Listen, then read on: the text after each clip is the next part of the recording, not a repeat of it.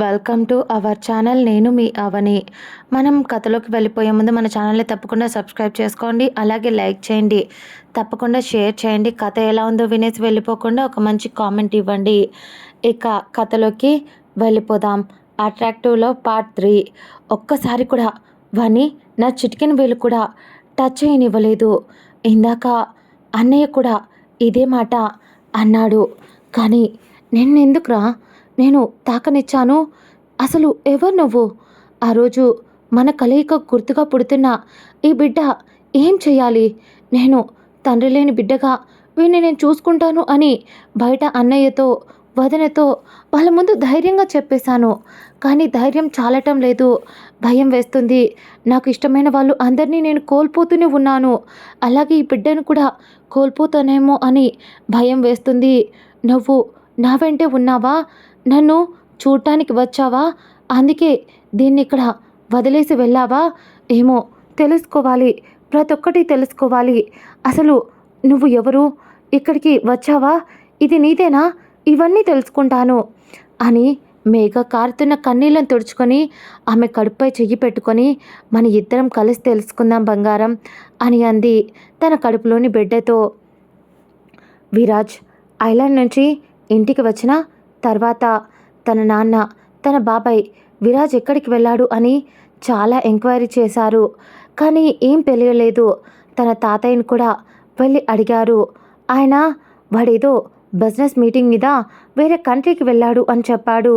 దాంతో వాళ్ళు ఈయన కూడా తెలిసినట్టు లేదు, మనం మన వేలో ఎంక్వైరీ చేయాలి అని విరాజ్ ఆ ఇంట్లోనే ఉన్న అతన్ని కనీసం వీళ్ళు పలకరించడం కూడా పలకరించలేదు. విరాజ్కి కూడా అక్కడ ఉండడం అస్సలు ఇష్టం లేదు. దాంతో అతడికంటూ ఓన్గా ఒక ఫ్లాట్ని కొనుక్కున్నాడు విరాజ్. అది వీళ్ళకు తెలియకుండా అతడి కష్టార్జితంతో అతడు కొనుక్కుంది. దాంతో అది చాలా సేఫ్గా, సెక్యూర్గా, హ్యాపీగా అనిపిస్తూ ఉంటుంది విరాజ్కి ఎప్పుడు. అతడికి ఆ ఫ్లాట్లో ఉంటే అందుకోసమే అది 3 BHK ఫ్లాట్. అలా ఆ రోజంతా అక్కడే రెస్ట్ తీసుకున్నాడు విరాజ్. ఎందుకో ఒకసారి కల్పికకు అప్పుడప్పుడు కాల్ చేస్తూ ఉంటాడు. దాంతో అలాగే యథావిధిగా ఈసారి కూడా ఆమెకి కాల్ చేశాడు. కానీ ఒకసారి కాల్ చేసినా ఆమె లిఫ్ట్ చేయలేదు. దాంతో విసుగ్గా, దొంగమొహంది, నా ఫోన్ ఎత్తలేదిది అని కల్పికను తిట్టుకుంటూ మళ్ళీ ఇంకోసారి కాల్ చేశాడు. ఈసారి ఎవరో అటువైపు నుంచి కాల్ లిఫ్ట్ చేశారు. ఒక్క క్షణం విరాజ్ కోపంగా, ఒసే దయ్యం, ఎందుకు కాల్ లిఫ్ట్ చేయలేదు? ఎక్కడికి వెళ్ళావు? ఎవరి మీద పడి తిడుతున్నావు? అయినా మగాళ్ళంతా అంత దారుణమైన వాళ్ళు కాదే అంటూ కల్పికనే అనుకొని ఏదో ఫ్లోలో మాట్లాడుతూ తిడుతూ ఉన్నాడు విరాజ్. అప్పుడు అటువైపు నుంచి ఎక్స్క్యూజ్ మీ అనిపించింది ఆ గొంతు. దాంతో ఆ గొంతు వినగానే అది ఎవరితో అతడికి అర్థమై ఒక క్షణం షాక్ అయి అలాగే సైలెంట్ అయిపోయాడు. అప్పుడు మేఘ ఊపిరి భారంగా పీల్చుకుంటూ, ఈ ఫోన్ కల్పిక గారు ఇక్కడ మర్చిపోయి బయటికి వెళ్ళారు. తను రాగానే మీకు కాల్ చేయమని నేను చెప్తాను. ఎమర్జెన్సీ అనుకుంటా, అందుకే 2 times కాల్ చేసేసరికి కంగారు వేసి ఆవిడ లేకపోయినా అర్జెంట్ కాల్ ఏమో అని లిఫ్ట్ చేశా. ఆవిడ రాగానే ఆవిడని ఫోన్ చేయమని చెప్తానండి అనేసరికి విరాట్ టెన్షన్తో ఒక్క క్షణం ఏం మాట్లాడాలో అర్థం కాలేదు. మళ్ళీ అటువైపు మేఘ ఉండేసరికి మేఘ గొంతు వినాలి అని కావాల్సిందే. మీరు ఎవరు అని అడిగాడు.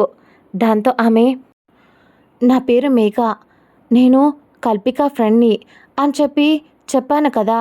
కల్పిక గారు ఇక్కడ లేరండి, వచ్చిన తర్వాత ఫోన్ చేస్తా అంటూ ఉన్నప్పుడు మాట మధ్యలోనే ఆపేసి, ఈ గొంతు ఎక్కడో విన్నట్టుంది, నాకెందుకు ఇలా అనిపిస్తుంది, ఇంతకీ మీ పేరేంటండి అని అడిగింది. ఒక్క క్షణం విరాజ్ షాక్ అయి, దీనికి డౌట్ వచ్చిందా?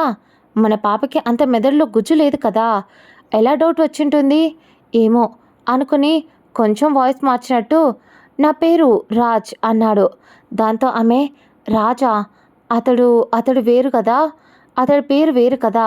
ఏమోలే, స్టార్టింగ్ గొంతు ఒకలా అనిపించింది, ఇప్పుడు ఒకలా అనిపిస్తుంది అని, సరేలే నేనే ఊహించుకుంటున్నా, మనకెందుకులే అనుకుంటూ, సరేనండి ఆవిడ రాగానే మీకు కాల్ చేయమని చెప్తాను అని మరో మాటకు తావివ్వకుండా కాల్ కట్ చేసింది తను. విరాజ్ ఆమె కాల్ కట్ చేయడంతో బెడ్పై పడిపోయి సంతోషంగా, సారీనే, ఇప్పుడు కనుక నువ్వు నా పక్కన ఉంటే నిన్ను అమాంతం 2 చేతులతో చుట్టేసి ముద్దలతో ముంచేసి నిజంగా నీ తేనెలూరే పెదాలను జుర్రుకుంటూ అబ్బబ్బబ్బా ఫస్ట్ ఎక్స్పీరియన్స్ బంగారం, లైఫ్లో అలా పార్క్లో నువ్వు నిజంగా ఒక బంగారానివే. మళ్ళీ ఈసారి మనం కలిసినప్పుడు పార్క్లని ఇంట్లో సెట్ చేయించుకొని ఇద్దరం టైం స్పెండ్ చేయాలి అని ఏవేవో ఊహలు, ఆలోచనలు ఇలా ఉన్న సమయంలో కథకు మరోవైపు నేహ ఒక రూమ్ విండోలో నుంచి చూస్తూ ఏదో ఆలోచిస్తూ ఉంది. నేహ అప్పుడే అక్కడికి సందీప్ వచ్చాడు. ఏం చేస్తున్నావు నేహ అని అడిగేసరికి ఏం లేదు, ఏదో ఆలోచిస్తున్నా అని అంటూ నేహ మళ్ళీ ఆమె ఆలోచనలో ఆమె ఉండగా సందీప్ కొంచెం భయంగా ఉంది నేహ, అంటే తప్పైతే చేసేసాం, ఎక్కడ దొరుకుతామో అని భయం వేస్తుంది అన్నాడు సందీప్. నేహ కొంచెం కోపంగా మరియు విసుగ్గా, చెయ్యడం చేసేసాం, ఇప్పుడు భయపడుతూ టెన్షన్ పడుతూ ఉంటే అది మన పీకకు చుట్టుకుంటుంది సందీప్. ఇందులో ఇద్దరిది తప్పుంది. అయినా మేఘా బాగా డబ్బున్నమ్మాయి, ఇప్పుడు ఆ డబ్బుని మనం తీసుకున్నాం, ఇందులో మన తప్పేముంది అసలుకు? అది ఆ మేఘ దాని చేతకానితనంతో చేసుకున్న పొరపాటు అని నేహ చెప్పేసరికి దానికి సందీప్ కూడా సైలెంట్ అయ్యాడు ఒక క్షణం. ఆ తర్వాత వీళ్ళు ఇలా మాట్లాడుకుంటూ ఉన్న అదే టైంలో నేహ ఫోన్ వచ్చింది. ఎవరో అని లిఫ్ట్ చేసిన ఆమె అందులో ఉన్న పేరు చూసి ఎందుకు ఇప్పుడు ఇది ఫోన్ చేస్తుంది అని ఎత్తాలా వద్దా అని కొద్దిసేపు ఫోన్ వైపు ఆలోచించి చూసి, సరేలే చూద్దాం, చాలా రోజుల తర్వాత చేస్తుంది కదా, లిఫ్ట్ చేసి కొంచెం విసుగ్గా, చెప్పు సరిత అని అంది నేహ. అటువైపున్న సరిత నేహ గొంతులని విసుకుని గమనించలేదేమో, అందుకే నవ్వుతూ, హాయ్ నేహ, ఎలా ఉన్నావే, చూసి చాలా రోజులైపోయింది, ఇంతకీ మేఘ ఎలా ఉంది, మీ ఫ్రెండ్, నీ బెస్ట్ ఫ్రెండ్ అని అడిగేసరికి నేహ ఒక క్షణం తన ఫోన్ దూరంగా జరిపి, ఇదేంటి కాల్ లిఫ్ట్ చేయగానే మేఘ గురించి అడుగుతుంది అనుకుని, సరేలే ఏదైతే అది అయ్యింది, ముందు మాట్లాడదాం అని, అది సరిత, నేను బాగానే ఉన్నా, కాకపోతే మేఘ తన పేరెంట్స్ చనిపోయారు కదా, దాంతో తను చాలా సిక్ అయిపోయింది, మెంటల్గా ఎమోషనల్గా చాలా వీక్గా కూడా కనిపిస్తుంది, అందుకే ఆమె ఇక్కడుంటే అస్సలు సెట్ అవ్వలేదు, అందుకని మేఘాను అబ్రాడ్కి కొద్ది రోజులు అక్కడే ఉండటానికి పంపించేశాను, తను కూడా అక్కడికి వెళ్ళింది అని నేహ తడుముకోకుండా అబద్ధం చెప్పేసింది. దాంతో సరిత, అయ్యో అవునా, పాపం మేఘ వాళ్ళ నాన్నగారు చాలా మంచి వాళ్ళే, పాపం ఆయన వల్లే కదా నాకు ఇక్కడ ఇంత పెద్ద ఆఫీస్లో జాబ్ వచ్చింది, ఇకపోతే నీకు చదువు కూడా ఆయన చాలా హెల్ప్ చేశారు కదా అని కావాల్సిందే గుర్తు చేసినట్టు చెప్పింది. ఆ క్షణం నేహకు అనిపించింది లోపల పళ్ళు పటాపట నూరుతూ,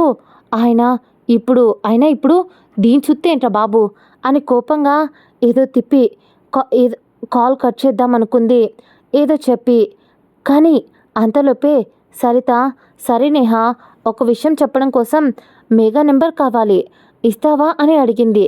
ఒక్క క్షణం నేహ దీనికి మేఘా నెంబర్తో అవసరమేంటి అని అనుకుంటూ, సరిత ఏ పని, అదేదో నాకు చెప్పకూడదా, నేను తన బెస్ట్ ఫ్రెండ్ని, నీకు ఆ విషయం గుర్తుందా అని కావాల్సిందే మాట్లాడింది నేహ.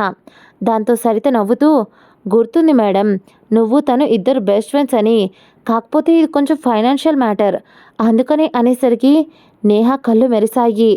వాట్ ఫైనాన్షియల్ మ్యాటరా, అదేదో నాకు చెప్పు, నిజం చెప్పాలంటే ఇప్పుడు మేఘా ఉన్న కండిషన్కి తన బిజినెస్ని హ్యాండిల్ చేయలేదు, అందుకోసం అని చెప్పే తను వచ్చేంతవరకు నన్ను మరియు తన బాయ్ ఫ్రెండ్ సందీప్ని బిజినెస్లన్నీ మమ్మల్ని చూసుకోమని చెప్పింది, అందుకని తను ఇక్కడ లేకపోయినా వాటిని నేను జాగ్రత్తగా చూసుకుంటున్నా, పైగా మేఘ తన ఇష్టం వచ్చినప్పుడు మాత్రమే తను కాల్ చేస్తుంది, నేను కాల్ చేసినా కూడా తను రెస్పాండ్ అవ్వదు, ఏదైనా నన్నే చూసుకోమని చెప్పింది, నీకు తెలుసు కదా సరిత, తను నేను బెస్ట్ ఫ్రెండ్స్ మనీ అని నేహ తేనె పూసిన కత్తిలా మాట్లాడుతూ ఉంటే సరిత నార్మల్గా, అవునా, సరే నేహ, అయితే చెప్తాను విను. మేఘా ఫాదర్ చిన్నప్పుడు ఏదో షేర్స్ కొన్నారు. మేఘా చిన్నప్పుడు ఆమె పేరుపైనే కొన్నారు, మేఘా పేరుపై. అవి ఇప్పుడు దాదాపు చాలా కోట్లల్లో విలువ చేస్తున్నాయి. దాంతో ఆ కంపెనీ వాళ్ళు చాలా ఆలోచించి వేరే వాళ్ళు కూడా వాటిని కొనడానికి ట్రై చేస్తున్నారంట. మేఘా అమ్మితే ఆ షేర్స్ని కంపెనీ వాళ్ళే కొనటానికి కొన్ని కోట్లు ఇస్తాము అంటూ ఇద్దరు పోటీ చేసుకొని వస్తున్నారు. మేఘా నెంబర్ కోసం నన్ను కాంటాక్ట్ అయ్యారు. నేను తన ఫ్రెండ్ అని. అందుకనే మేఘాతో ఈ మధ్య నేను కూడా పెద్దగా కాంటాక్ట్లో లేను. దాంతో నువ్వు మేఘా ఇద్దరు బెస్ట్ ఫ్రెండ్స్ కదా, అందుకే తన నెంబర్ ఇస్తావేమో అని. ఆ తర్వాత ఆ షేర్స్ గురించి మిగతా డీటెయిల్స్ అన్నీ మాట్లాడుకోవచ్చు అని సరిత అంటుంటే నేహ మైండ్లో ఒక విషపు ఆలోచన వచ్చింది. నిజంగా ఇంత మంచి అవకాశం ఇక్కడ ఒకవైపు తన ఆస్తి నా చేతుల్లో ఉంది, ఇంకోవైపు ఈ డబ్బు సరిపోదు అన్నట్టు మళ్ళీ షేర్స్ కూడా కొన్ని కోట్లల్లో. నిజంగా మెగా ఏ జన్మలో ఏ నక్కతొక్క తొక్కిందో కానీ ఈ జన్మలో ఇంత లక్కీ అంటే నీకు నేను నీ దగ్గర ఉన్న ఆస్తినంతా లాక్కున్నాను అని చెప్పి ఆ దేవుడు వెంటనే నేను బికారి దానిలో ఉండనివ్వకూడదు అనే కదా మళ్ళీ షేర్స్ అన్నీ నీ రాతలు రాసి ఉంచాడు. నీ బాబు నిజంగా చాలా తెలివైనవాడు, అది చూస్తూనే అర్థమవుతుంది. ఇక ఆ షేర్స్ గురించి అంటావా, అవి కూడా నీ ఆస్తిలానే నా చేతికి రావాలి అని అనుకుంటూ పొగరుగా ఆమె నవ్వుకుంటూ సరిత అంటూ చాలా లో టోన్లో, అదేంటంటే నాకు తెలిసినంత వరకు మేఘా ఇప్పుడు ఎవరితో మాట్లాడే కండిషన్లో లేదు సరిత. ఇక ఆస్తి వివరాలు, ఆఫీస్ వివరాలు చెప్పా కదా, అన్నీ నేనే చూసుకుంటున్నా. తనకు అమ్మలా నాన్నలా అన్నీ నేనే అయి చూసుకుంటున్నా. ఇక షేర్స్ అంటావా, వాటిపై తనకు ఎలాంటి మక్కువ లేదు. కావాలి అంటే ఒకసారి మళ్ళీ మేఘాతో అడుగుతాను. ఒకవేళ తన్ని అడిగినా కూడా వాటిని అమ్మేయమని చెప్తుంది మేఘ. ఎందుకంటే ఇప్పుడు ఆమె ఏది ఆలోచించే పొజిషన్లో అసలే లేదు. కాబట్టి వాటిని ఆ కంపెనీ వాళ్ళు అడుగుతున్నారు కదా, వాళ్ళకి ఇచ్చేస్తామని చెప్పు. నేను అంతలోపు మిగతా విషయాలన్నీ మేఘాతో మాట్లాడి ఏదో ఒక టైంలో అన్నీ చూసుకుంటాను. ఇక తన సైన్స్ కూడా నేను తన దగ్గరికి తీసుకెళ్ళి నేనే స్వయంగా చూసుకుంటాను అని నేహ చెప్పేసరికి సరిత కూడా సరేనే, అలాగే మేఘ జాగ్రత్త. ఇప్పుడు తను ఉన్న కండిషన్లో ఆమెను ఒంటరిగా అస్సలు వదలకూడదు. జాగ్రత్తగా చూసుకోవే. నీలాంటి మంచి ఫ్రెండ్ దొరికినందుకు నిజంగా మేఘ చాలా అదృష్టవంతురాలు అని సరిత చెప్పేసి మిగతావన్నీ నేను చూసుకుంటాను అని చెప్పి నేను చెప్పిన రోజు నువ్వు వచ్చేసేయ్. పైగా మేఘ సందీప్ని ఇష్టపడుతుంది కదా, తన్ని కూడా తీసుకొనిరా. ఎందుకంటే సందీప్ ఉంటే రేపు వాళ్ళిద్దరూ పెళ్లి చేసుకోబోతున్నారు కాబట్టి కొంచెం షూరిటీగా ఉంటుంది అని సరిత చెప్పేసరికి నేహ ఫుల్గా డబ్బు పిచ్చితో కళ్ళు మూత పడిపోయి ఏం జరుగుతుందో ఆ క్షణం నేహాకి అర్థం కాలేదు. దాంతో సంతోషంగా సరే అంటూ చెప్పేసి కాల్ కట్ చేసి పక్కనే ఉన్న సందీప్ని హత్తుకుంటూ అతన్ని డీప్గా ముద్దు పెట్టుకొని, సందీప్, మనం ఇప్పుడు ఎంతగా భయపడ్డామో దేవుడు మనకు అంత అదృష్టాన్ని అంత దగ్గరగా వచ్చేలా చేశాడు. ఆ మేఘ వెళ్ళిపోయింది, దరిద్రం పోయింది అని అనుకున్నాం. కానీ దానివల్ల మళ్ళీ మనకు అదృష్టం పట్టింది. అదేంటంటే దాని పేరుపై షేర్స్ చాలా కొన్ని కోట్ల విలువ చేసేవి ఉన్నాయంట అని చెప్పేసరికి సందీప్ కూడా సంతోషపడిపోయాడు. ఇంకా మేఘాని ఎలా పాతాళానికి తొక్కాలా అని ఇద్దరూ అదే సంతోషంలో గంతులు వేస్తూ ఉన్నారు. ఆనందం తట్టుకోలేక వీళ్ళు ఇక్కడ ఇలా ఉంటే ఇంకోవైపు స్వార్థం, డబ్బు, పొగరు ఇవన్నీ కలగలిపిన ఇంకో ఇద్దరు మనుషులు ఒక ఇంట్లో కూర్చొని ఇద్దరు మగవాళ్ళు ఫుల్గా మందు తాగుతూ, అన్నయ్య, ఇంతకీ వాడు ఎక్కడికి వెళ్ళాడంటావు అని తన తమ్ముడు అడుగుతూ ఉంటే అక్కడే ఉన్న ఇంకో వ్యక్తి, నాకేం తెలుసురా, వాడు ఖచ్చితంగా నాకు తెలిసి నా కూతురు అదే లేచిపోయిన దాని దగ్గరికి వెళ్ళి ఉంటాడు వెధవ. కానీ అది ఎక్కడికో పారిపోయి పెళ్లి చేసుకుంది, ఎక్కడుందో కూడా వీడికి తెలియదు అన్నట్టు ఏం డ్రామా ప్లే చేస్తున్నాడో. ఒకవేళ అది ఇక్కడికి వస్తే వీడి జుట్టు మన చేతికి దొరుకుతుంది అని అస్సలు మనకు అది ఎక్కడుందో కూడా తెలియనివ్వకుండా ఏం దాచిపెట్టారా అని సంపత్ అంటుంటే అతడి తమ్ముడు వెకిలిగా నవ్వుతూ ఈ మాటకు ఏ మాటకు ఆ మాట చెప్పాలన్నా మన ఇద్దరి తెలివి కలబోసుకొని పుట్టాడు నీ కొడుకు. అదే ఆ విరాజ్ గాడు ఎక్కడికక్కడ మనల్ని పాతాళానికి తొక్కాలి అని ఆలోచనలోనే మునిగిపోయాడు వెధవ. నాన్న కూడా వాడికే సపోర్ట్గా ఉన్నాడు తెలుసా. నేను జస్ట్ ఒక 3 కోట్లు ఆటలో పోగొట్టుకున్నా అని వాడు వెళ్ళి నాన్నకు చెప్పేశాడు. అంతే నాన్న వచ్చి నేనేదో చిన్నపిల్లాడినైనట్టు నన్ను పిచ్చి కుక్కను కొట్టినట్టు కొట్టాడన్నయ్యా అని సంపత్ తమ్ముడు చెప్తుంటే సంపత్ వ్యంగ్యంగా నవ్వుతూ ఏం చేయమంటావురా, నీకే కాదు వాడు నాకు కూడా దరిద్రంలా దాపరించాడు. దానమ్మ అది అందగత్తె, కాలేజీలో దాని వెంట ఎంతోమంది తిరిగారు. వాళ్ళందరినీ కాదని అది నన్ను ప్రేమించాలి అని నేను ఎన్ని చేశానో నాకే తెలుసు. అలాంటిది నా గురించి తెలుసుకున్న తర్వాత అది దాని వంటిపై నన్ను చెయ్యి వేయనివ్వలేదు. పైగా ఇద్దరిని కన్నా అది నాకు నచ్చడం లేదు. దాంతో ఇంట్లో నుంచి పంపించేయాలి అని నేనే అనుకున్నా. కానీ అమ్మ అడ్డుపడడం తట్టుకోలేకపోయా. అందుకే కదా నీ పెళ్ళాంతో కలిసి ప్లాన్ చేసి దాన్ని ఇంట్లో నుంచి బయటకు గెంటేశాం అని అనేసరికి కానీ ఆ రోజే దాన్ని చంపేసి ఉండాల్సింది. అది ఆ విరాజ్ గారిని కని కని ఉండేది కాదు. వాడు ఈరోజు తిరిగి ఆ ఇంట్లో అడుగు పెట్టేవాడు కాదు. నాన్నకు వాడి మాటే వేదం. వాడు ఏం చేస్తే అదే ఆయన కరెక్ట్ అంటాడు. తట్టుకోలేకపోతున్నా.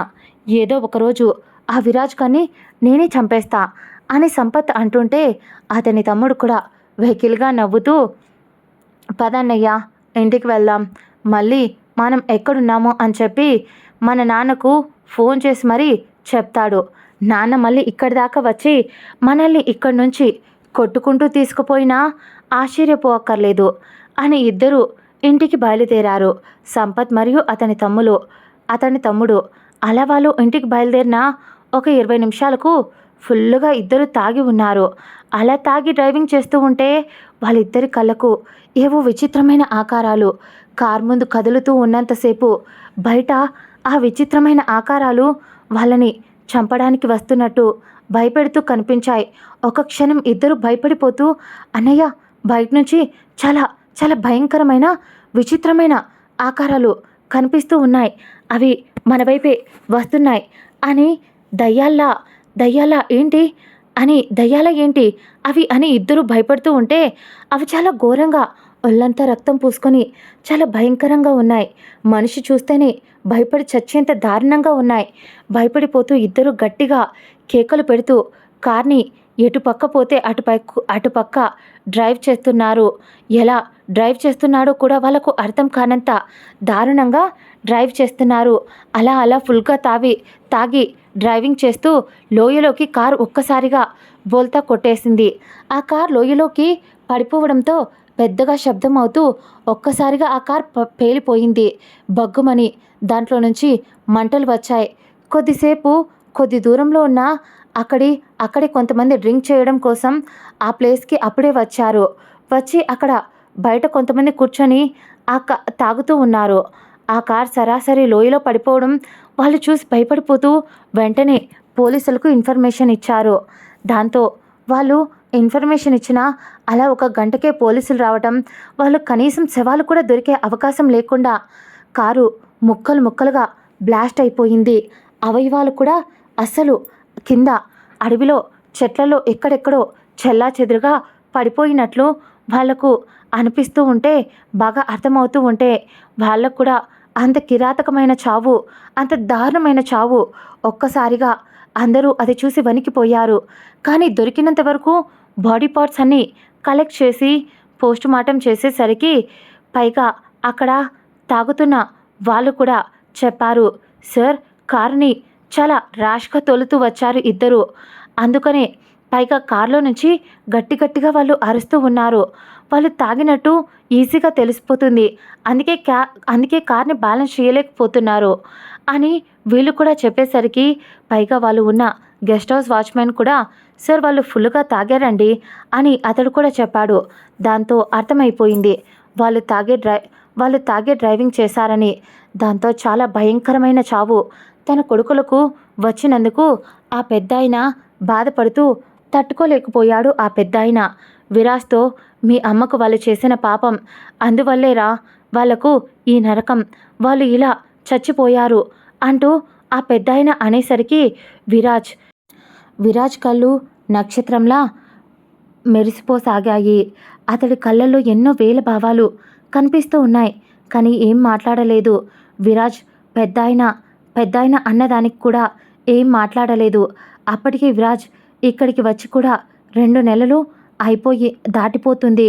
మేఘాను చూసి వచ్చి, ఇక్కడ మేఘ ఆమె లైట్గా పొట్ట బయటికి వచ్చి ఇంకా అందంగా మెరుస్తూ అక్కడ చుట్టూ ఉన్న ప్లేసెస్ అన్నీ చూస్తూ కొద్దిసేపు అర్జున్తో ఆడుకుంటూ అంజలితో కబుర్లు చెప్పుకుంటూ ఆమె బాధని లైట్గా మర్చిపోతూ అలా తిరుగుతూ లైఫ్లో ఏ పని చెయ్యాలి అని ఏం ఆలోచించకుండా ప్రతి క్షణం తన అమ్మ అవుతున్నందుకు ఆ బేబీ గురించి ఆలోచించుకుంటూ అలాగే ఉండిపోయింది.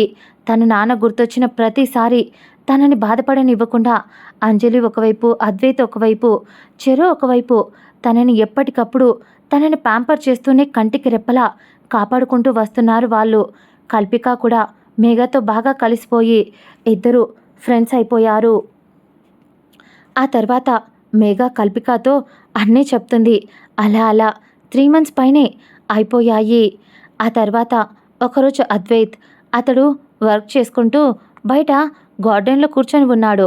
అప్పుడే టెర్రస్ పైన నుంచి చూసి తన అన్నయ్య అద్వైత్ దగ్గరికి వెళ్ళడం కోసం కిందికి వచ్చి అద్వైత్ దగ్గరికి వెళ్తూ దూరంగా కనిపిస్తున్న సముద్రం వైపు ఒకసారి చూసి మళ్ళీ తన అన్నయ్య వైపు చూసి అన్నయ్య అని పిలిచింది. అద్వైత్ ల్యాప్టాప్లో వర్క్ చేసుకుంటూ చెప్పరా అనేసరికి, అన్నయ్య ప్లీజ్ నన్ను అదిగో అక్కడ కనిపిస్తుంది కదా ఆ సముద్రం దగ్గరికి తీసుకెళ్ళవా ప్లీజ్. వచ్చినప్పటి నుంచి చాలాసార్లు చూసా, కానీ అక్కడికి వెళ్ళాలి అంటే ఎక్కడ కుదరడం లేదు. నాకు చాలా ఇష్టం, తెలుసు కదా నీకు కూడా సముద్రం అంటే. ప్లీజ్ అన్నయ్య నన్ను తీసుకెళ్ళవా అని అమాయకంగా అడిగింది ఆమె. దాంతో సరే తీసుకెళ్తాను అంటూ అప్పటికప్పుడు తన చెల్లి అడిగింది కాబట్టి ల్యాప్టాప్ని అక్కడే పెట్టేసి మేఘ చెయ్యిని అతడి చేతిలోకి తీసుకొని ఆమె చెయ్యి పట్టుకొని ముందుకి అడుగు వేస్తూ నడుచుకుంటూనే అలా వాక్ చేస్తూ వెళ్ళిపోయారు. అలా నడుస్తూ కబుర్లు చెప్పుకుంటూ చుట్టూ ఉన్న ప్లేసెస్ అంతా తన చెల్లికి చూపిస్తూ ముందుకు నడుస్తున్న అతడికి ఆమె మొహంలో ఇప్పుడు ఒక ప్రశాంతత, ఒక చిన్న చిరునవ్వు కనిపించేసరికి అద్వైత్ మనసు కొంచెం ఊరట కనిపించింది. తర్వాత అద్వైత్, అన్నయ్య నీకు ఇక్కడ ఇలాంటి ఐలాండ్లో ఇల్లు కట్టుకొని ఇక్కడ ఉండాలి అని నువ్వు ముందే ప్లాన్ చేసుకున్నావా ఏంటి? అక్కడెక్కడో సిటీస్లో నీ బిజినెస్ అన్నీ పెట్టుకొని నువ్వు మాత్రం 4-5 days వీక్లో అక్కడ ఉంటూ ఇక్కడ నుంచి ఇంటికి వచ్చిన తర్వాత కూడా వర్క్ని మేనేజ్ చేసుకొని అంత కష్టపడకపోతే అదేదో అక్కడే ఉండొచ్చు కదా, అక్కడే ఇల్లు కొనుక్కోవచ్చు కదా అని మేఘ అడుగుతూ ఉండేసరికి అద్వైత్ ముందుకు నడుస్తూనే, మేఘ కొన్ని ఆలోచించి చేయాలిరా, లేకపోతే చాలా ఇబ్బంది పడాల్సి వస్తుంది. కొన్ని కారణాల వల్ల ఇక్కడ ఐలాండ్లో ఉండాల్సి వచ్చింది. ఇది నాకు ఒకప్పుడు చాలా తక్కువగానే దొరికింది ఈ ఐలాండ్. కానీ తర్వాత మేము ఇక్కడికి వచ్చి ఈ విల్లా అన్నీ రెడీ చేసుకున్న తర్వాత ఈ చుట్టుపక్కల మనుషులు, అదిగో అక్కడ కనిపిస్తున్నారే ఆ గూడెం ప్రజలు, వాళ్ళు కూడా ఇక్కడే ఉంటారు. వాళ్ళు మమ్మల్ని దేవుళ్ళలా చూస్తారు. మా నుంచి ఎప్పుడూ ఏది ఆశించలేదు మేఘ. వాళ్ళు జస్ట్ నేను వాళ్ళకు చదువు చెప్పిస్తున్నా. వాళ్ళ పిల్లలకు అంతో ఇంతో బట్టలు, ఫుడ్ ఇవన్నీ అంజలి చూసుకుంటూ ఉంటుంది. వాళ్ళకు అర్జున్తో సమానంగానే వాళ్ళని కూడా చూస్తుంది అంజలి. వాళ్ళు తెలుసా, అక్కడ పండే కూరగాయలు, పళ్ళు, పండ్లు ఏవన్నా కావచ్చు, అవి చిన్నవైనా కావచ్చు, తీసుకొని మొదట మాకే ఇస్తూ ఉంటారు, మమ్మల్ని దేవుళ్ళ పూజిస్తూ. అవన్నీ వాళ్ళు ఏదో ఆశించి ఇవ్వటం లేదు. మేం వాళ్ళ దగ్గర నుంచి అవి ఆశించి వాళ్ళకు సహాయం చేయటం లేదు. ఇప్పుడైనా కూడా మాకు ఏదైనా ప్రాబ్లం వస్తే ఆ గూడెంలో ఉన్న ప్రతి ఒక్కరూ అక్కడి నుంచి కదిలి వస్తారు. దాదాపు అక్కడ 500 మంది జనాభా ఉన్నారు. నేను సంపాదించే కొన్ని వేల కోట్లు, అందులో నుంచి ఒక 10 వంతు వాళ్ళకి సహాయం చేస్తే ఏమవుతుంది మేఘా? అందుకనే బయట ఎక్కడో సిటీలో కల్మషం లేని ఆ మనుషుల మధ్య బ్రతికే కన్నా లోకజ్ఞానం తెలియని వీళ్ళ మధ్య ఉంటూ వీళ్ళని ప్రయోజకులుగా మార్చి వీళ్ళకంటూ ఇంత ముద్ద అన్నం పెడితే అదే చాలు అన్నాడు అద్వైత్. తన అన్నయ్య మంచి మనసుకు, గొప్పతనానికి అసలు మురిసిపోతూ, నిజంగా నువ్వు చాలా మంచోడివి, నాన్నలానే నాన్న పెంపకం కదా అని అద్వైత్కి దిష్టి తీస్తూ అనేసరికి అద్వైత్ నవ్వుతూ అలాగే చూస్తూ ఉండిపోయాడు. ఆ తర్వాత కొద్దిసేపటికి సముద్రం దగ్గరికి రాగానే ఎదురుగా ఉన్న సముద్రాన్ని చూస్తూ అలలు ముందుకు వెనక్కి వాళ్ళ వాళ్ళ వాళ్ళ కాళ్ళను ముద్దాడుతూ ఉంటే ఆ అలల వైపు చూస్తూ వాటితో ఆడుకుంటూ చిన్న పిల్లల గెంతులు వేస్తూ అరుస్తూ అక్కడున్న ఇసుకతో కొద్దిసేపు ఆడి ఆ నీళ్ళతో కొద్దిసేపు ఆడి నిజంగా ఆ క్షణం తన చెల్లి చిన్నపిల్ల అయిపోయినట్టు అద్వైత్ అనుకున్నాడు. అప్పుడే మేఘా ముందుకు వచ్చి, అన్నయ్య, అర్జున్ గాడిని వదిన్ని కూడా తీసుకొచ్చుంటే మేము ముగ్గురం ఆడుకునే వాళ్ళం కదా, ఎంత బాగుందో, ఎంత మంచి లొకేషన్ ఉందని నాకెందుకు చెప్పలేదు, దూరం నుంచి అంతగా అనిపించలేదు కానీ చూడు ఎంత అందంగా ఉందో అంటూ చూపించడం మొదలుపెట్టింది. మీ వదిన మరియు అర్జున్ అప్పుడప్పుడు వస్తుంటారా ఇక్కడికి, వాళ్ళు కూడా వాళ్ళ వాళ్ళ వయసును మర్చిపోయి నీలాగే ఆడుకుంటూ ఉంటారు అని అద్వైత్ చెప్పేసరికి మేఘా నవ్వుతూ పరిగెత్తుకుంటూ వెళ్ళి తన అన్నయ్య పక్కన కూర్చుంది. అద్వైత్ కొంచెం నెమ్మదిగా అంటూ ఆమెకు చెప్పి అప్పటికి వాళ్ళ వెంట వచ్చిన బాడీగార్డ్ వాటర్ తీసుకురావడంతో అవి ఆమెకి ఇచ్చి ఆమె తాగిన తర్వాత, ఇప్పుడు చెప్పు మేఘా, అంతా ఓకేనా, ఇప్పుడు కొంచెం నార్మల్ అయ్యావా అనేసరికి మేఘా లైట్గా కన్నీళ్ళు వస్తున్నా ఆపుకుంటూ, నేను చేసుకున్నదే కదన్నయ్య, అంత ఈజీగా ఎలా మర్చిపోనిస్తుంది చెప్పు, అయినా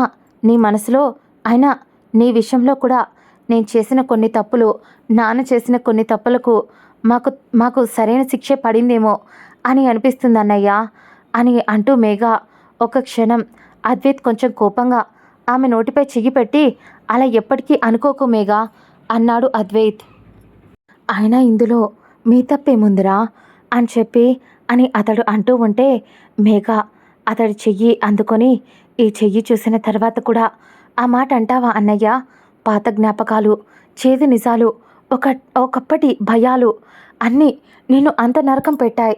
ఆ ఇల్లు కానీ నాన్న కారణంగా, నా కారణంగా నువ్వు అన్నిటినీ భరించావు, కానీ మాకు ఏ రోజు ఒక్క మాట కూడా చెప్పలేదు, ఒక్క మాట కూడా బయటకు వచ్చిందే లేదు. చిన్నప్పటి నుంచి నువ్వు ఏదైతే ఎదుర్కొన్నావో ఒక్కరోజు కూడా మాకు చెప్పావా? ఆవేశంలోనూ కోపంలోనూ నువ్వు పెళ్లి చేసుకొని వచ్చావని అమ్మ వాగితే అప్పుడు మాకు అన్ని నిజాలు తెలిసాయి.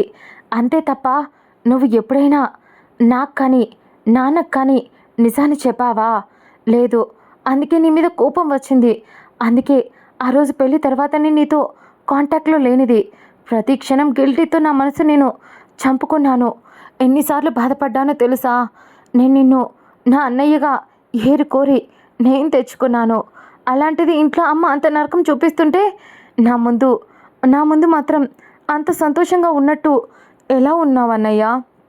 అయినా అంతలా ఎలా నటించావు? నువ్వు నిజంగా నాకు అనిపించింది తెలుసా, ఒకవేళ అదే ఆశ్రమంలో నువ్వు అక్కడే ఉంటే ప్రశాంతంగా బతికేవాడివేమో కదా. అమ్మ కొట్టేది కాదు, తిట్టేది కాదు, ఎవరు ఏం అనేవాళ్ళు కాదు. ఎవరో ఒకరు చదివిస్తే చదువుకునేవాడివి కదా.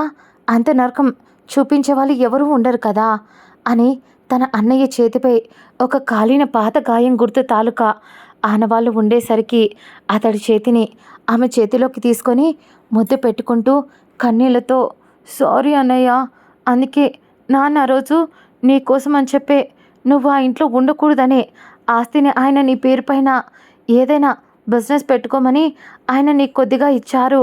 కానీ నాకు తెలుసు ఆత్మాభిమానం ఉన్నవాడివి, తీసుకోలేకపోయావు. అందుకే కదా ఆయన ఇచ్చిన దానికన్నా 3 ఇంతలు వెనక్కి ఇచ్చేశావు. నా పేరుపై అంతా ఒక అకౌంట్ పెట్టి దాంట్లో వేసేసావు. అన్నీ నాకు గుర్తున్నాయి. కానీ ఏదో ఒకరోజు నా కోసం వస్తావనుకున్నా. కానీ అమ్మ చాలా ఎక్కువ మాట్లాడేసింది. జీవితంలో నా కూతురు దగ్గరికి వచ్చినా నా కూతురు నీడను కూడా తాకాలి అని చూసినా అది చచ్చినట్టే అని అమ్మ అన్న మాటలకు నువ్వు భయపడే కదా నా దాకా నువ్వు రాలేదు కదా అని మేఘ కన్నీళ్లతో ఒక్కొక్క మాటను కూడబలుకుతూ చెప్తూ ఉంటే అప్పటికే ఆర్యన్ కళ్ళల్లో కన్నీళ్ళు ఫుల్గా వచ్చేశాయి. మేఘాని సాయి నుంచి పట్టుకొని ఏడవకరా, అయిపోయిందేదో అయిపోయింది. అయినా ఇప్పుడు లేని మనిషి గురించి ఇప్పుడు మనం ఇవన్నీ అనవసరం మేఘ. పాత విషయాలు ఇప్పుడు ఏవి వద్దు. అయినా ఇప్పుడు నువ్వు నా దగ్గరికి వచ్చేసావు. ఇక నేను ఇంక నుంచి ఏం ఆలోచించాలి అని అనుకోవటం లేదు. ఇప్పటి నుంచి నా చెల్లి నా నుంచి ఎవరు వేరు చేయలేరు తెలుసా.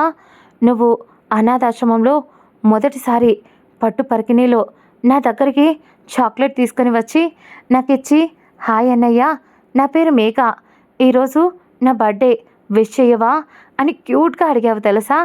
ఎంత క్యూట్గా అంటే ఈ యూనివర్సిటీ నాకు నిజంగా నీలాంటి ఒక చెల్లిని నాకు నీలాంటి ఒక చెల్లి ఉంటే ఎంత బాగుండేదో అని నాకు అప్పుడే నచ్చేశావు. అందుకోసం అని చెప్పే నేను నిన్ను అప్పటి నుంచి అమ్మాయి నన్ను ఎంత టార్చర్ పెట్టినా కూడా నేను నీకు అన్నయ్యగానే ఉండటానికి నేను ఎక్కువగా ఇష్టపడ్డా మేఘ.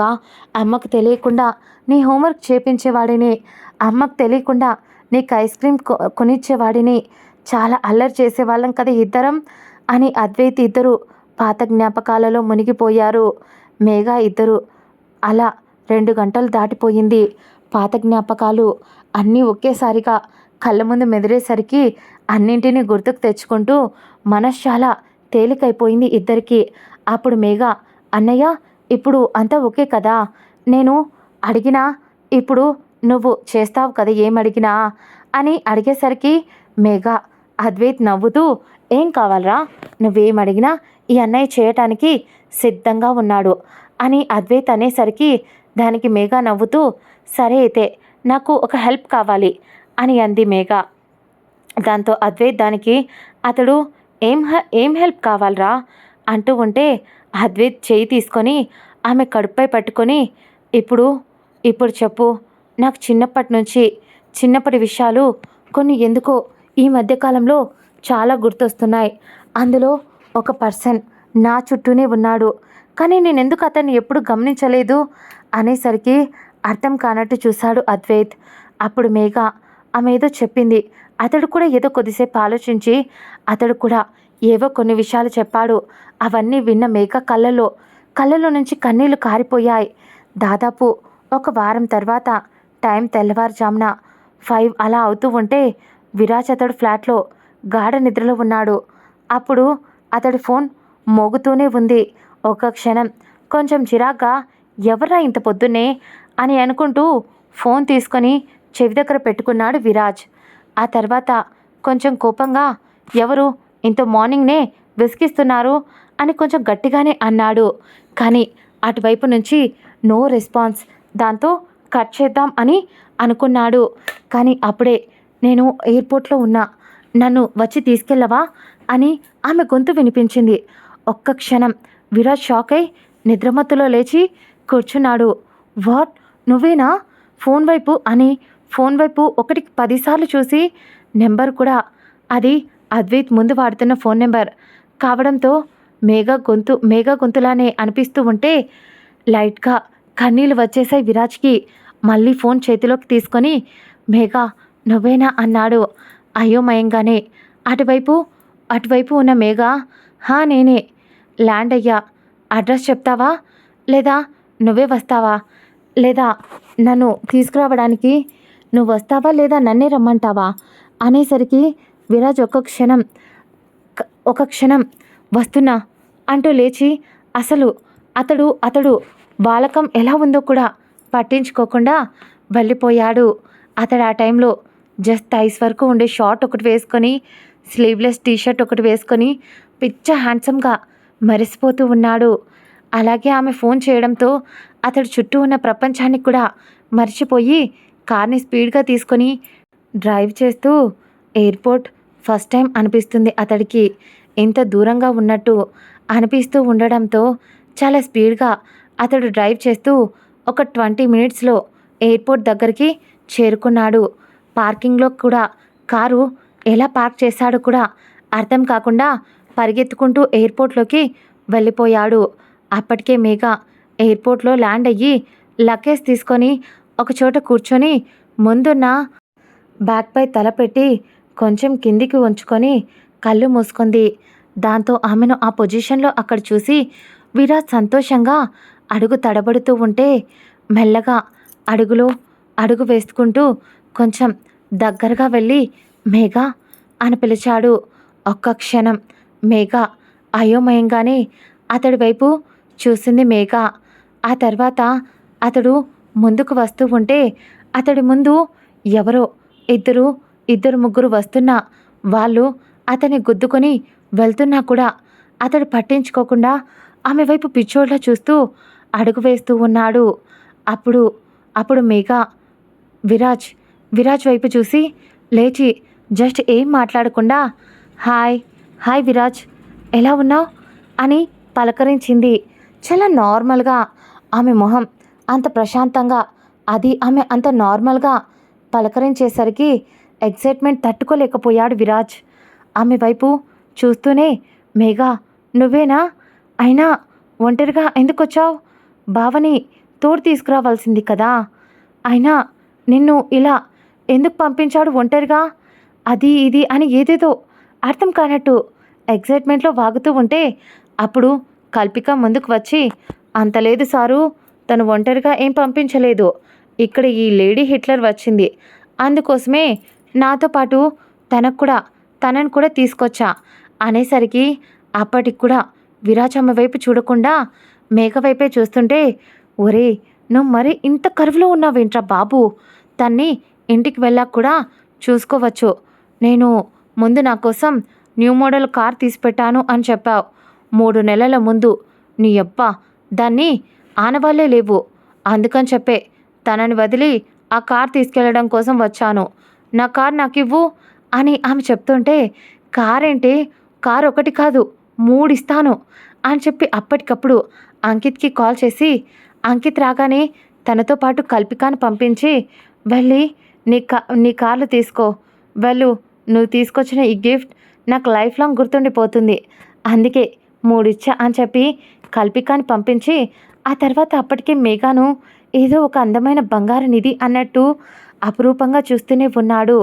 అర్ధగంట నుంచి ఆమెను అలా చూస్తూ ఉంటే ఆమెకి కొంచెం ఇబ్బందిగా అనిపించి, విరాజ్ గారు ప్లీజ్ ఇంటికి వెళ్దామా, నాకు ట్రావెలింగ్ చేసి చాలా సఫికేటింగ్గా ఉంది అని ఆమె చెప్పేసరికి విరాజ్ తనని తాను తిట్టుకుంటూ ఆమె చేతిలో ఉన్న లగేజ్ తీసుకొని అతడు ఆమెను కార్ దగ్గరికి తీసుకెళ్లాడు. ఇద్దరి మధ్య ఏదో ఒక మొహమాటం, ఇద్దరి మధ్య ఏదో ఒక బిడియం. వెనకాల ఆ బ్యాగ్ని డిక్కీలో పెట్టి ఆమె కోసం ఫ్రంట్ సీట్ ఓపెన్లో పెట్టి కూర్చోమన్నట్టు ఆమె కూర్చున్న తర్వాత డోర్ వేసి డ్రైవింగ్ చేయడం మొదలుపెట్టాడు. డ్రైవ్ చేస్తున్నా కూడా అతడి చూపంతా ఆమె మీదే ఉంది. ఆమెను గట్టిగా హత్తుకోవాలి అని అతడికి అనిపిస్తూ ఉంది. నుదురుపై ముద్దు పెట్టుకోవాలి అని, తన బిడ్డను తనవి తీరా ముద్దాడాలి అని, ఇలా ఏవేవో పిచ్చి పిచ్చి ఆలోచనలు అనిపిస్తూ ఉంటే అప్పుడే వాళ్ళ కార్ ముందు ఇంకో కార్ గట్టిగా హారన్ చేస్తూ వచ్చేసరికి ఒక్కసారిగా తేరుకొని నార్మల్ అవుతూ అప్పుడు గుర్తొచ్చింది మన బాబు గారికి అసలు మేఘ రావటం ఏంటి అని. అది తనకు కాల్ చేయటం ఏంటి అని. తనకు మొత్తం నిజం తెలిసిపోయిందా? నేను అంజలి యొక్క తమ్ముణ్ణి అని తెలిసిపోయిందా? ఒకవేళ తెలిసిపోతే తను నన్నెందుకు అడగటం లేదు, ఎందుకు సైలెంట్గా ఉంది? ఇలా ఏవేవో ఆలోచనను అతన్ని ఉక్కిరి బిక్కిరి చేస్తూ ఉన్నాయి. అప్పుడు మేఘ అతని ఆలోచనల నుంచి కదిలిస్తూ, విరాజ్ గారు ముందు ఇంటికి పదండి, తర్వాత మీ మనసులో ఉన్న ప్రతి ఒక్క ఆలోచనను తర్వాత నేను ఆన్సర్ చేస్తాను, ఇప్పుడే కదా వచ్చింది, ఎక్కడికి పారిపోను కదా అని కావాల్సిందే. ఆమె అలా అనేసరికి అతడు ఏం మాట్లాడకుండా సైలెంట్ అయిపోయాడు. ఆ తర్వాత ఆ క్షణాన్ని ఆ క్షణాన్ని మాత్రం ఇద్దరు ఫీల్ అవుతూనే ఉన్నారు. ఆమెను చూస్తూనే ఉన్నాడు విరాజ్ మాత్రం. ఆ తర్వాత కరెక్ట్గా 20 మినిట్స్కి ఇంటికి చేరుకొని వాళ్ళ ఫ్లాట్కి వాళ్ళు వెళ్ళారు. ఆ ఇంటి డోర్ ఓపెన్ చేసేసరికి ఇల్లు మొత్తం నీట్గానే ఉంది. కానీ విరాజ్కి ఒక బ్యాడ్ హ్యాబిట్ ఉంది. అతడు విడిచిన బట్టల్ని ఎక్కడంటే అక్కడ వదిలేస్తూ ఉంటాడు. ఆ తర్వాత అతడే ఒక రోజంతా లీవ్ పెట్టి మరీ అతడు ఆ ఇంటిని సర్దుకుంటూ ఉంటాడు. అది అతడికి ఎప్పుడూ మామూలుగానే అయిపోయింది. ఈరోజు ఈరోజు కూడా ఆమె ఫోన్ చేసింది అనే సంతోషంతో ఇల్లు ఎలా ఉంది అని కూడా చూసుకోకుండా పరిగెత్తుకుంటూ ఆమె కోసం వెళ్ళిపోయాడు. ఆమె కుడికాలు పెట్టి లోపలికి వచ్చి అతడితో పాటు ఇంట్లోకి వచ్చింది.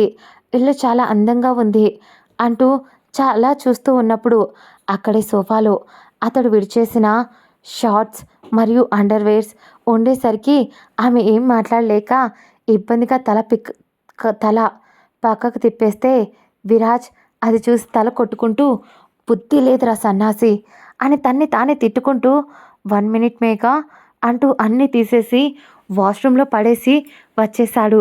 తర్వాత మేఘా వచ్చి సోఫాలో కూర్చుంది. ఆమె అక్కడి నుంచి అలసిపోయి వచ్చింది కాబట్టి వాటర్ తీసుకొచ్చి ఆమెకి ఇచ్చాడు. వెంటనే అప్పటికప్పుడు ఫ్రెష్గా ఇంట్లో ఎప్పుడు ఫ్రూట్స్ ఉంటాయి. దాంతో వాటితో ఒక ఫ్రూట్ జ్యూస్ చేసి తీసుకొచ్చి ఇచ్చాడు. ఇంత మార్నింగ్ జ్యూస్ తాగడం అంటే నా వల్ల కాదు అనేసరికి, లేదు అంత దూరం అలసిపోయి వచ్చి ఉంటావు, కొంచెమైనా తాగు అని ఇచ్చాడు. దాంతో ఆ జ్యూస్ తీసుకొని తాగి ఆమె వెళ్ళి ఫ్రెష్ అవ్వాలి నేను అనేసరికి ఆమెకు ఒక రూమ్ చూపించాడు.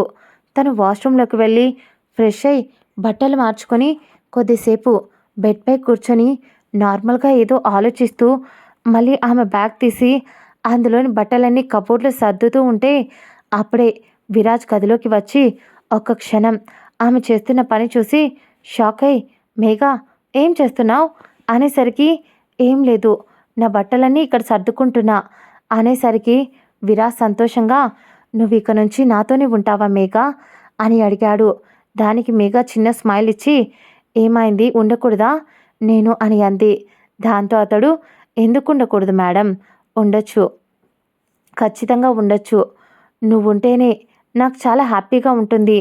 నా లైఫ్లో ఎవరూ లేరు, అక్క వాళ్ళేమో అక్కడ ఉండిపోయారు, ఇక్కడ నేను కూడా ఒంటరివాణ్ణే కదా, నాకు తోడుగా నువ్వు ఉంటాను అని అంటే అంతకన్నా ఇంకేం కావాలి అనేసరికి ఆమె నవ్వుతూ, ఆమె అవన్నీ సర్దుతూ ఉంటే నేను కూడా హెల్ప్ చేయనా అని అడిగాడు. ఆమె సరే అన్నట్టు తల ఊపింది. తర్వాత ఆమె అన్నీ నీట్గా మడత పెట్టి ఇస్తూ ఉంటే ఒక్కొక్కటిగా అతడు సర్దేశాడు. మధ్య మధ్యలో ఆమె వేసుకునే ఇన్నర్స్ కూడా ఆమె ఇస్తూ ఉంటే ఆమెకు సిగ్గుగా అనిపిస్తున్నా కానీ ఎందుకో తెలియదు ఆ క్షణాన్ని ఇద్దరు ఆ ఫీల్ని మిస్ అవ్వకుండా సైలెంట్గా ఉండిపోయారు ఇద్దరు. ఇద్దరి మధ్య అంతులేనంత ప్రేమ ఉంది, కానీ అలాగే అంతులేనంత దూరం కూడా ఉన్నట్టు అనిపించింది ఆ క్షణం ఇద్దరికి. కొద్దిసేపటి తర్వాత ఇద్దరు బట్టలు సర్దేసి బయటికి వచ్చారు. ఆ తర్వాత మేఘ ఆమె సోఫాలో కూర్చుంటే విరాజ్ కూడా వెళ్ళి ఫ్రెష్ అయి వచ్చి అప్పటికప్పుడు మొత్తం 1-2 సార్లు ఇల్లు మొత్తం క్లీన్ చేయించాడు విరాజ్. అప్పటికప్పుడు మెయిన్ని పిలిపించి మేఘకి ఎలాంటి ఇబ్బంది రాకూడదు అని చెప్పి మొత్తం క్లీన్ చేయించాడు. ఇప్పుడు చెప్పు అని అంటూ ఆమె పక్కన సోఫాలో కూర్చొని ఆమె కోసం అప్పటికే అతను కూడా ఫ్రెష్ అయ్యి టిఫిన్ అతడే వేడివేడిగా ఇడ్లీ చేసి తీసుకొచ్చాడు. ఆమె చేతికి ఇస్తూ, తింటావా లేదా తినిపించనా అని కొంచెం ఉత్సాహంగా ఎక్సైట్ అవుతూ అడిగాడు. అతడి మాట తీరు, అతని మొహంలో కనిపిస్తున్న ఆ ఎక్స్ప్రెషన్ చెప్తుంది అతడు ఆ క్షణం ఆమెకు టిఫిన్ తినిపించాలి అని అనుకుంటున్నాడు అని. దాంతో మేఘ ఏం మాట్లాడకుండా నేను హ్యాండ్ వాష్ చేసుకోలేదు అని తల దించేసింది.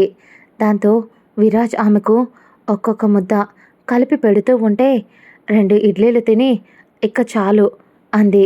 విరాజ్ కోపంగా చూసి, నోరు మూసుకొని ఇంకో 2 తిను, ఇప్పుడు నువ్వు ఒక్కదానివే కాదు, నీ బొజ్జలో మన ప్రేమకు గుర్తుగా ఇంకో బుజ్జి పాపాయి కూడా ఉంది కదా, అందుకోసమే ఇంకో 2 తినేసేరా నా బంగారం కదూ అనేసరికి అతడు చేస్తున్న ప్యాంపరింగ్కి, అతడు ప్యాంపరింగ్ చేసే విధానం చూసి షాక్ అయ్యి ఏం మాట్లాడకుండా సైలెంట్గా ఉండేసరికి అతడు ఆమెకు తినిపించేశాడు.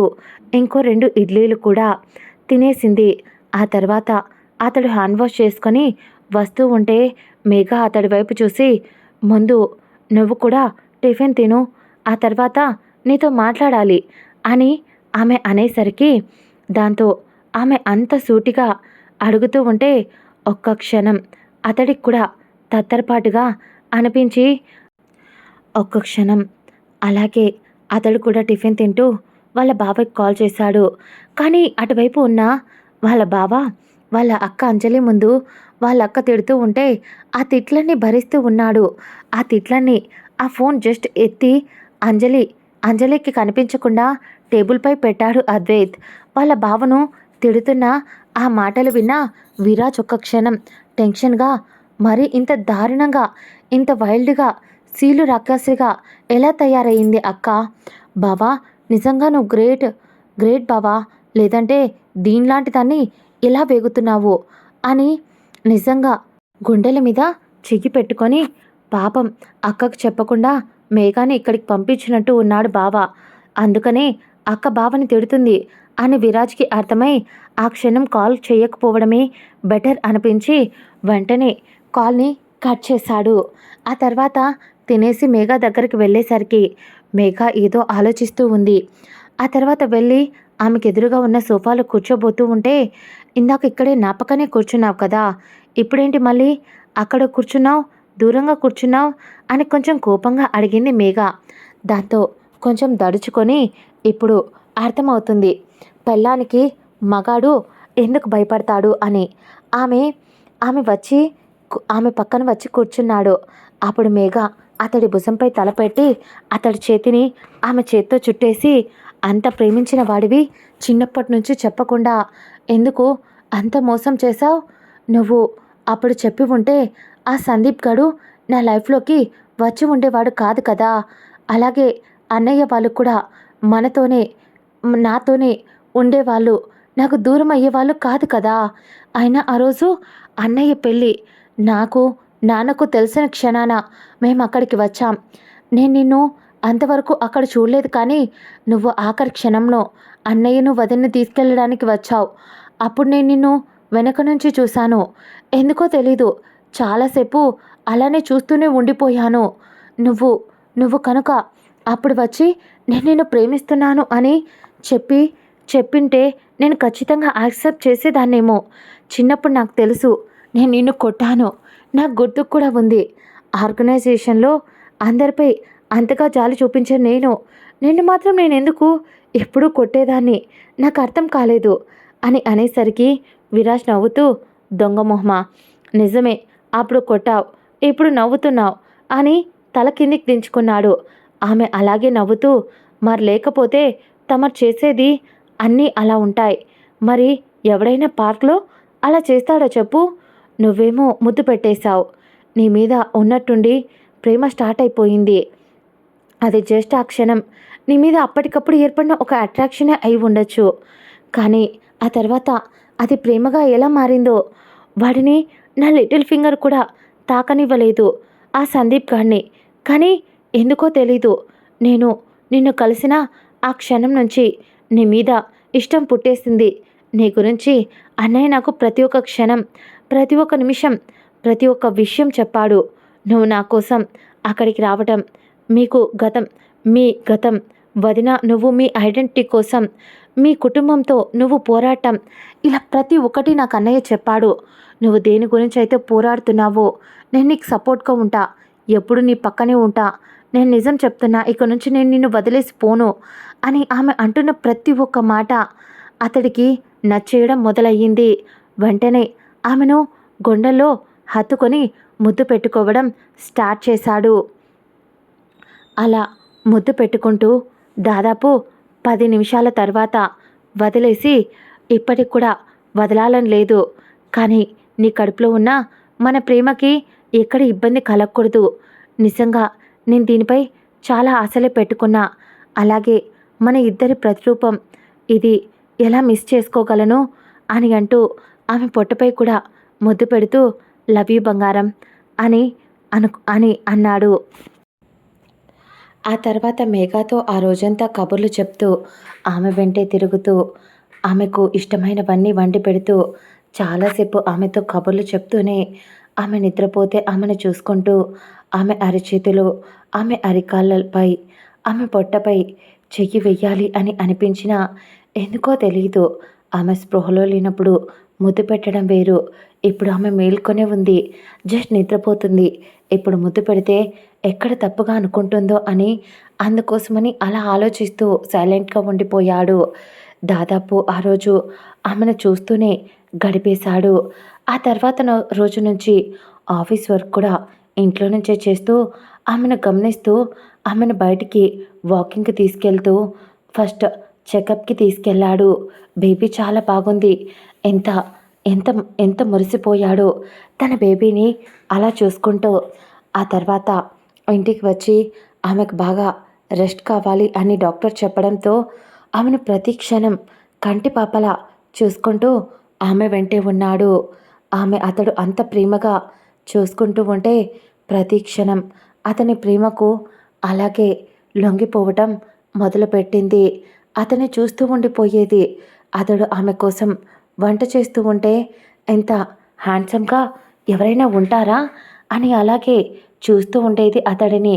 అతడు ఒక్కొక్కసారి ఇంట్లో ఎవరూ లేరు అని అనుకొని ఏదో ఆఫీస్ కాల్ మాట్లాడుతూ ఫ్రెష్ అవ్వడం కోసం వాష్రూమ్కి వెళ్ళిపోతూ టీషర్ట్ తీసి బెడ్పై పడేసిపోతూ ఉంటాడు. అప్పుడు అతడి వైపు ఒకసారి చూసి సిగ్గుతో మొహం పక్కకు తిప్పేసేది. ఇదేం తెలియక విరాజ్ నార్మల్గా మాట్లాడించేవాడు. మేఘాను ఆమె సిగ్గుపడేది. ఎంతలా అంటే అతడు జస్ట్ నార్మల్గా మాట్లాడినా కూడా ఏదో తెలియని ఫీలింగ్ ఇద్దరి మధ్య. ఒకరోజు అతడేదో బయటికి వెళ్ళి ఆమెకు తినాలి అని అనిపించడంతో వాటికి కావాల్సిన ఐటమ్స్ అన్నీ తీసుకొని వచ్చి ఇంట్లోనే కుక్ చేయడం కోసం అన్నీ తీసుకొచ్చాడు. కానీ హాల్లో ఎక్కడ ఆమె కనిపించకపోయేసరికి మేఘా అని అంతా పిలిచి ఆ తర్వాత ఎక్కడుందా అని చూసిన తనకు ఆమె ఆ రూమ్ బాల్కనీ నుంచి బయటికి చూస్తూ ఉండి బయట ఏం జరుగుతుందా అని చూస్తూ ఉంది. అక్కడ ఆమెకు దూరంగా ఒక పెళ్ళి కనిపిస్తూ ఉంది. చాలా డెకరేషన్ చేశారు. ఆ పెళ్లి మండపం వైపు చూస్తూ విరాజ్ అక్కడ పెళ్లి జరుగుతుంది అనేసరికి అవును, అది మ్యారేజ్ ఈవెంట్ హాల్.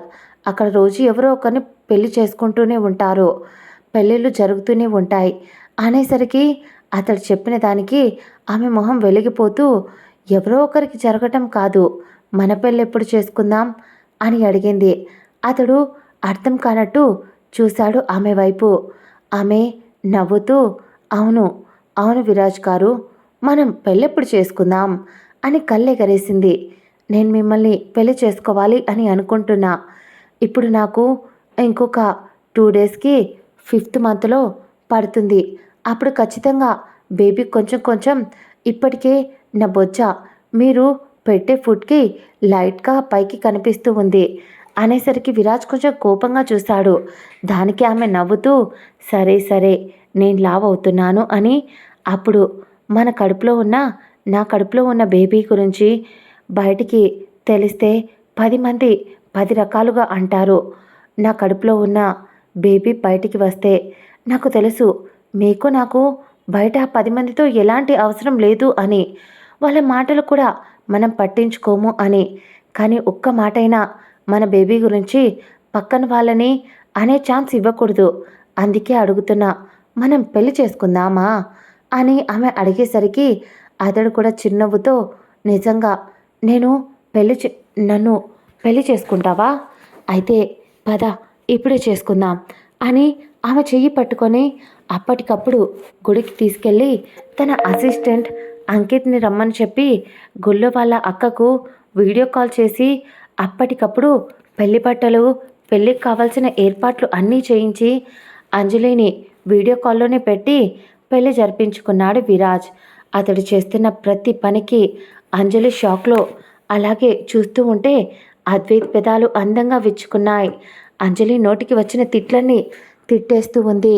కోపంతో కాదు, తన తమ్ముడు ఆమెకు చెప్పకుండా ఇంత సడన్గా అలా ఇలా మొబైల్లో పెళ్ళిని చూపించేసరికి ఇలా పెళ్లి చేసుకోవడంతో కోపం వచ్చేసింది అంజలికి.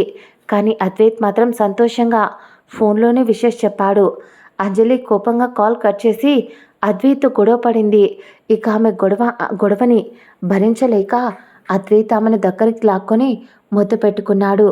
అప్పుడు అంజలి ఆమె నోరు మూతపడడంతో అప్పటికి కూడా అతడు వేసిన ప్లాన్కి ఆమె కోపంగా అతడి పెదాలను కొరికేసింది. కానీ అద్వైత్ ఆమె కొరికినా కూడా ఏం పట్టించుకోకుండా ఆమెకు అతడు ప్రేమను పంచుతూ ఆ ప్రేమలో అతడు కరిగిపోతూ ఇష్టంగా ఇద్దరూ దగ్గరవుతున్న ఆ క్షణాన బయట నుంచి బాబు ఏడుపు వినిపించడంతో అంజలి అతన్ని ఒక్క ఉదుటున నెట్టేసి పారిపోయింది. అద్వైత్ వెళుతున్న ఆమె వైపు చూస్తూ కోపంగా, రాక్షసి, ఎక్కడ వదిలేసి వెళ్ళిపోవాలో దీనికి బాగా తెలుసు, అందుకే సందు దొరికితే చాలు పారిపోతుంది అని తిట్టుకున్నాడు అద్వైత్ ముద్దుగా. ఇక్కడ విరాజ్ మరియు మేఘ ఇద్దరూ పెళ్లి చేసుకున్నారు. సంతోషంగా ఎన్నో ఫొటోస్ దిగారు. పంతులు గారి ఆశీర్వాదంతో ఫొటోస్ తీసుకొని ఇంటికి వచ్చారు. కల్పిక కూడా కాల్ చేసి విషెస్ చెప్పింది.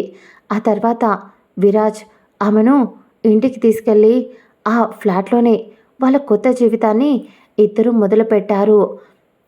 ఆ రోజు పార్క్లో ఎలా అయితే సీనరీ ఉందో అలాగే విరాజ్ ఫ్యాంటసీతో మొత్తం ఆ గదిలో విరాజ్ ముందే అంతా ప్లాన్ చెప్పేసి ఈవెంట్ వాళ్ళకు చెప్పి మొత్తం దాన్ని డిజైన్ చేయించాడు. ఒక్క క్షణం అక్కడ చూసి మేఘా సంతోషంతో అతన్ని ఆమె అల్లుకుపోయింది. ఇంత ప్రేమ నాకు జీవితాంతం కావాలి అని అంటూ అతడి పెదాలను ఆమె ముద్దాడుతూ ఆమె పెదాలను అతడి ఎంగిలి చేస్తూ ఇద్దరూ ఒకరికొకరు అమృతాన్ని పంచుకుంటూ ఇష్టంగా దగ్గరయ్యారు.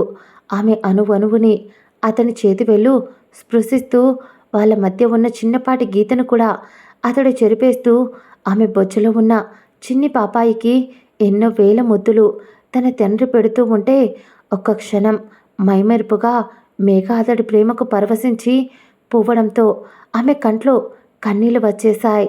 ఒకరికి ఇంత తొందరగా దగ్గర అవ్వడం ఆమె లైఫ్లో ఇది మొదటిసారి. దాంతో ఇష్టంగా అతన్ని అల్లుకుపోయింది. విరాజ్ కూడా ఆమె ప్రెగ్నెంట్ కావటం వల్ల ఆమె ఎక్కువగా ఇబ్బంది పెట్టలేదు ఆమెను. కానీ ఆమెతో ఎన్నిసార్లు కలిసినా అతడికి ఇంకా ఆమె మీద ఇష్టం తగ్గడం లేదు. ఇంకా కావాలి అన్నట్టు మనసులో ఆమెను ఒక బంగారపు వజ్రంలా దాచేసుకోవాలి అని అనుకుంటూ అలాగే ఆ రోజు గడిచిపోయింది. దాదాపు అలా వాళ్ళు కబుర్లు, వాళ్ళ అల్లరి, ఈ విషయాలలో పడి దాదాపు ఇంకో 3 నెలలు గడిచిపోయింది.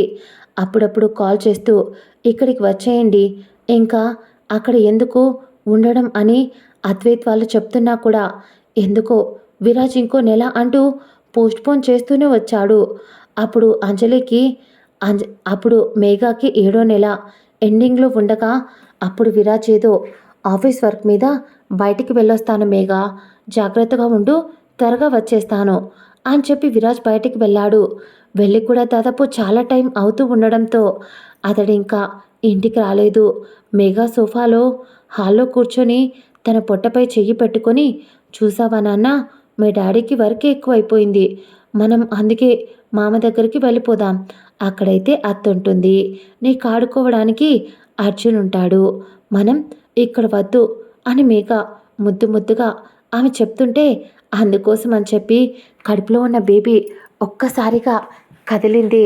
ఆమె ఎక్సైట్ అవుతూ మొదటిసారి అంత గట్టిగా, అప్పుడప్పుడు లైట్గానే కదలికలు కనిపిస్తున్నా ఎందుకో మొదటిసారి కొంచెం గట్టిగా కదిలేసరికి లోపల ఉన్న బేబీ కూడా వెళ్ళాలి అని అనిపిస్తుందేమో అని ఎక్సైట్ అవుతూ అద్వైత్ కాల్ చేసి, అన్నయ్య, విరాజ్ రాకపోతే నేను నా కడుపులో ఉన్న బేబీ ఇద్దరమే వచ్చేస్తాం, నాకు మిమ్మల్ని చూడాలి అని ఉంది, ఇక నుంచి అక్కడే ఉండిపోతా మీతోనే అని ఆమె చిన్నపిల్లలా మాట్లాడుతూ ఉంటే అద్వైత్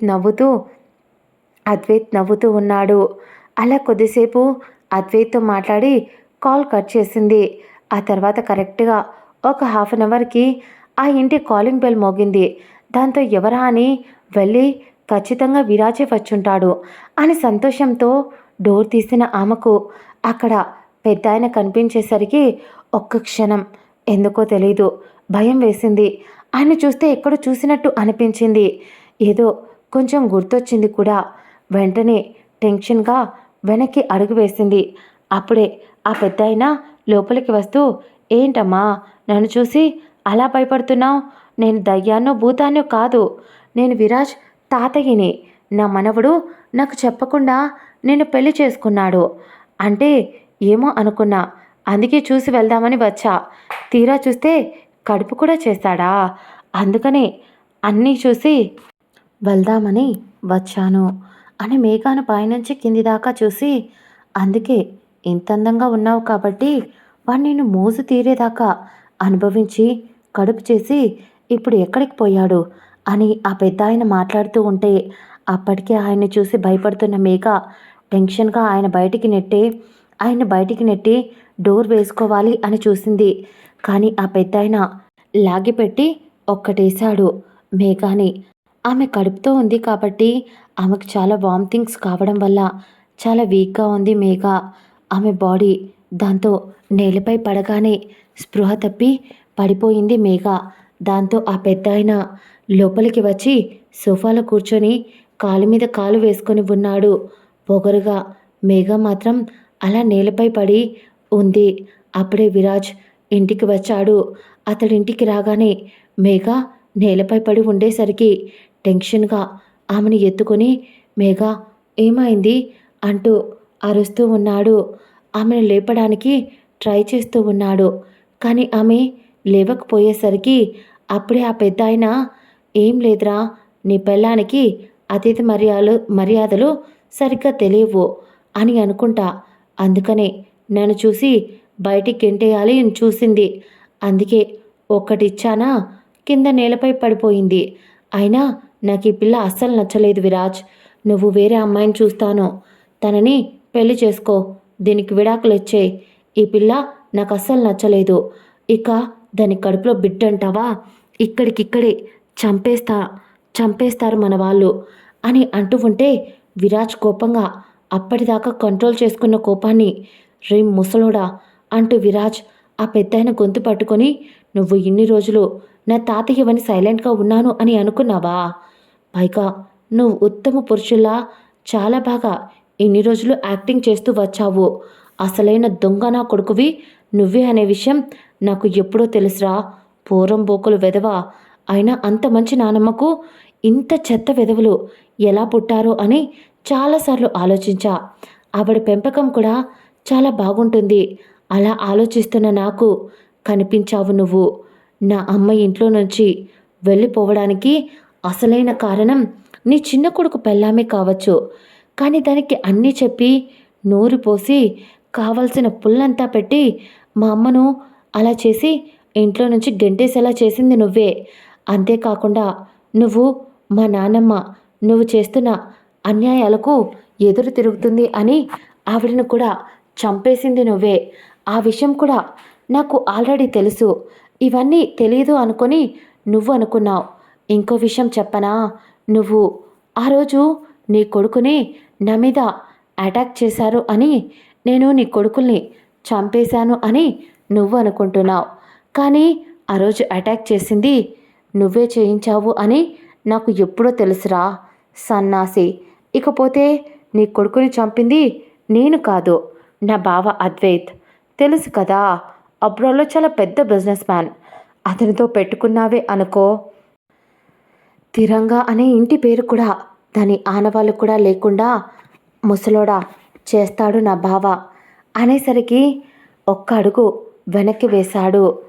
అంటే నీ బావ అంటే అని భయపడుతూ అడిగేసరికి, అవును, నువ్వొకప్పుడు వావి వరుసలు లేకుండా కుక్క అనాథాశ్రమం నుంచి నా అక్కను తనకు మత్తుమంది ఇచ్చి తను నీ మనవరాలు అని తెలిసినా కూడా నీ కొడుకులు తాగి వెధవలు అమ్మాయిల కోసం వెతుకుతూ ఉంటే వాళ్ళకి ఎరగా వేసిన నీతి మాలిన కుక్కవిరా నువ్వు. ఆ రోజు నా బావ నా అక్కను కాపాడుకున్నాడు. ఈ విషయం ఇప్పటికి కూడా మా బావ నాకు చెప్పలేదు, మా అక్కకు చెప్పలేదు. కానీ నీ మీద కసి, నీ కొడుకుల మీద అసహ్యం మా నరాల్లో జీర్ణించుకుపోయింది. ఇన్ని రోజులు నీకు వంగి వంగి దండాలు పెడుతూ నీ పక్కన ఎందుకున్నానో తెలుసా? నీ ఆస్తి అది నాకు పూచికపుల్లతో సమానం. కానీ నానమ్మ ఒక దేవత. ఆవిడ సంపాదించింది దీనంతా ఆవిడ తెలివితో. కాబట్టి ఆవిడ లేని వాళ్ళకి సాయం చేయాలి అని అనుకుంది. అందుకే ఎంతోమందికి అన్నం పెట్టిన ఆ చెయ్యి, అదే అలాంటి చెయ్యిని సంపాదించిన దాన్ని నేను అంత ఈజీగా నీలాంటి కుక్క దగ్గర వదిలేసి పోతాను. నీ కొడుకులు కష్టపడకూడదు అని చెప్పి నన్ను వాళ్ళ దగ్గర బానిసలా పడి ఉండేలా తీసుకొచ్చావు కదా మనవడిని అని చెప్పి. కానీ అదే నువ్వు చేసుకున్న పెద్ద తప్పు నీ లైఫ్లో. అందుకని నీ మీద ఎప్పటికప్పుడు అనుమానం వస్తున్నా పైకి మాత్రం కనిపించనివ్వకుండా మేనేజ్ చేస్తూ ఇన్ని రోజులు నా కోపాన్ని కంట్రోల్లో ఉంచుకున్నా. కానీ ఇప్పుడు నువ్వు నా ప్రేమని ఇలా చావు బ్రతుకుల మధ్య ఉంచుతావు అనుకోలేదు అని అంటూ విరాజ్ అప్పటికప్పుడు అక్కడ బయట ఆల్రెడీ చాలామంది మనుషులు ఆ పెద్దాయని తీసుకురావడంతో వాళ్ళందరినీ విరాజ్ ఎప్పుడో తన ఆధీనంలోకి తీసేసుకున్నాడు. అందుకోసం అని చెప్పి వాళ్ళే విరాజ్కి కాల్ చేసి చెప్పారు, ఆ పెద్దాయన ఎక్కడ మేఘాని కొట్టారు కాబట్టి దాంతో ఆమెకి దెబ్బ తగిలింది అని. విరాజ్ అంత త్వరగా రాగలిగాడు. వాళ్ళు కాల్ చేయడం వల్ల ఒక కత్తిని తీసి ఫస్ట్ అతడి పీక కోసి లైట్గా నరం కట్ చేసి ప్రాణంతో ఉండగానే మళ్ళీ గుండెపై పొడిచి, నువ్వు ఇలాగే సగం చచ్చి చావక నొప్పిని అలమటిస్తూ నీ బాడీలో ఉండే రక్తం అంతా పోతూ కుళ్ళి కుళ్ళి చావాలి అంటూ బయట ఉన్న మనుషుల్ని పిలిపించి, ఈ ముసలి నా కొడుకుని తీసుకెళ్ళి మన పాత గోడౌన్ ఉంది కదా దాంట్లో ఎలుకలు చాలా ఉన్నాయంట, అక్కడ పడేసేయండి. పాపం ఎముకలు కూడా దొరకకుండా పీస్ పీస్ అయిపోవాలి, చెత్త వెధవా అని రక్తం అంటినా తన చేతులతో మేఘాని ఎత్తుకోకూడదు అని ఆ చేతుల్ని కడుక్కొని అప్పుడు మేఘాని హాస్పిటల్కి తీసుకెళ్లాడు. తలకు లైట్గా దెబ్బ తగిలి స్ట్రెస్కి గురి కావటం వల్ల ఆమె స్పృహ తప్పి భయపడి కొద్దిసేపటి తర్వాత స్పృహలోకి వచ్చింది. అయోమయంగా జరిగిన దాని గురించి ఆమె మాట్లాడబోతూ ఉంటే అప్పుడు విరాజ్ ఆమె నోటిపై చెయ్యి పెట్టి, ఇక చాలు మేఘా, జరిగినవన్నీ ఇప్పటికే ఎక్కువైపోయాయి. బావ అన్నట్టు మనం ఇక్కడ ఉండకూడదు, మనం కూడా బావ వాళ్ళ దగ్గరికి వెళ్ళిపోదాం. అక్కడి నుంచే ఇక్కడ బిజినెస్లు మేనేజ్ చేసుకుంటా, లేదా ఇక్కడ ఆర్గనైజేషన్ వరకు చూసుకొని మిగతా కంపెనీస్ అన్నీ అక్కడికి షిఫ్ట్ చేసేస్తా. తిరంగా అనే పేరు కూడా నాకు వద్దు, ఆ ఆనవాళ్ళు కూడా నాకు వద్దు అని అతడు చెప్పేసరికి మేఘా ఏం మాట్లాడలేకపోయింది. ఆ తర్వాత మేఘాకు ఆల్రెడీ తన నాన్న బ్రతికే ఉన్నాడు అని అప్పటికే అద్వైత్ చెప్పడం ద్వారా ఆల్రెడీ ఆ విషయం కూడా తెలుసు కాబట్టి దాంతో తన నాన్నను కలిసి తన బాధ, తన కోపం, తన భయం అన్నీ చెప్పి ఆమె చేసిన తప్పులకి తన నాన్నను క్షమాపణ అడిగింది. తర్వాత ఆమెకు ఒక డౌట్ మిగిలిపోయింది, మరి నేహా సందీప్ అని అడిగేసరికి విరాజ్ చిన్న స్మైల్ ఇచ్చి, అదేంటంటే వాళ్ళు అత్యాశకు పోయి వాళ్ళేదో డీలింగ్ అని చెప్పి ఎక్కడికో వెళ్ళారంట వేరే ఊరికి. అక్కడ ఇల్లు మొత్తం ఖాళీ, మంటల్లో వాళ్ళు కూడా చనిపోయారంట. పైగా వాళ్ళు చనిపోయే ముందు మీ ఆస్తి మీకు ఇచ్చేస్తున్నట్టు వాళ్ళ సంతకాలు కూడా పెట్టేసి పోయారు అనేసరికి ఒక్క క్షణం మేఘా షాక్ అయింది. కానీ ఏదో జరిగింది, అన్నిటి గురించి ఆమె ఇప్పుడు అడగాలి అనుకోలేదు. అందుకే సంతోషమైన వాళ్ళ జీవితాలను ఇక అక్కడ ఉంచాలి అనుకోలేదు విరాజ్. ఆ తర్వాత అంజలి వాళ్ళ దగ్గరికి వెళ్ళిపోదాం అని ఫిక్స్ అయ్యి ఒక మంచి రోజు చూసుకొని అందరూ కలిసి అక్కడికి వెళ్ళిపోయారు. అన్ని రోజుల తర్వాత తన తండ్రిని చూసిన అద్వైత్ ఎమోషనల్ అయ్యి ఆయన హత్తుకొని ఆయన ఒంటిపై తగిలిన గాయాలను బాధగా అతన్ని బాధ పెడుతూ ఉంటే వాటిని పిల్లల సంతోషాలతో మాన్పించేయచ్చు అద్వైత్ అని ఆయన చెప్పిన మాటలకు అతడు చిన్న స్మైల్ ఇచ్చి ఇక అంజలి, అద్వైత్ వాళ్ళ కొడుకు అర్జున్, ఇక విరాజ్, మేఘా వాళ్ళకి ఒక బుల్లి రాక్షసి, తన పేరు ఆరాహి, ఇలా సంతోషాల మధ్య ఇక మేఘా పిల్లల్ని కూడా వద్దు అని అనుకున్నారు. మేఘా, విరాజ్ ఒక పాప చాలు అనుకున్నారు. స్వార్థం, డబ్బు, ఏ కుతంత్రాలు ఇవేమీ తెలియకుండా పిల్లల్ని పెంచాలి అనుకున్నారు. అందుకోసం అని చెప్పే వాళ్ళని ఎప్పుడూ కలిసి ఉండేలా పెంచుతూ వచ్చారు. ఇలా అక్కడే ఆ ఐలాండ్‌లోనే వాళ్ళ జీవితం ఇంకా ఆనందంగా, సంతోషంగా వెలిగిపోవడం మొదలయ్యింది. ఇదండి కథ ముగింపు భాగం. కథ ఎలా ఉందో వినేసి వెళ్ళిపోకుండా ఇంత కష్టపడి ఇస్తున్నా. ప్లీజ్ బంగారాలు ఒక్క కామెంట్ ఇవ్వండిరా. అది చూడగానే దిల్ ఖుష్ అయిపోవాలి. అలా ఉండాలి ఆ కామెంట్. మళ్ళీ ప్రవరాఖ్యుడితో శక్తి పరిణయం అడుగుతున్నారు కదా! దాంట్లో కలుసుకుందాం. Bye all. మర్చిపోకుండా హైప్ అనే ఆప్షన్ మీద క్లిక్ చేయండి. లైక్ ఇవ్వండి.